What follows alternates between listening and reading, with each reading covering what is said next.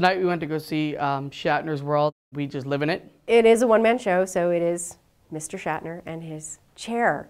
He has this lovely chair that actually becomes a prop piece that he talks to. It becomes his horse. It becomes, you know, his dancing partner when there's some slow music going. He walks you through his career, basically.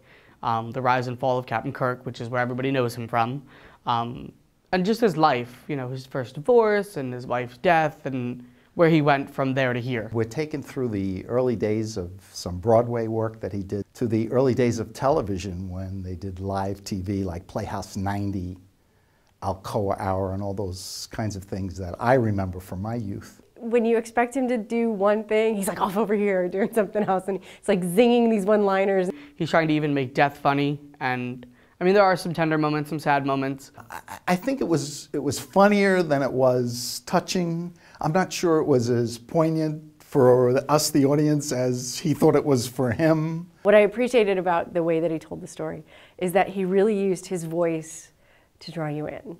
So he would get really quiet if he wanted you to, this is a really important part. And then he'd just like boom, and some sort of, I just love the modulation of his voice and how he really used that as a tool to tell the story. There's things about Shatner that you'll learn. For instance, I did not know that he had made musical albums, which I don't know if they're considered musical albums. There's just songs behind him and he's kind of just talking over them, which is comedic to certain things.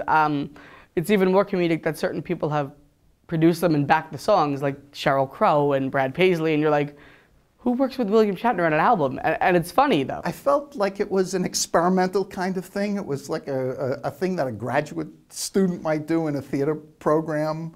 Wasn't quite sure that this is what I was ever going to see on the Broadway stage.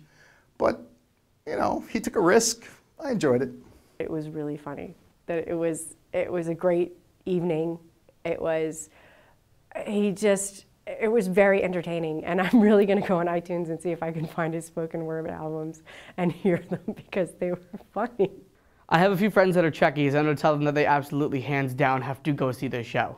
But as for a lot of my other friends who are not so Trekkie-ish, there's some shows they should probably see before this.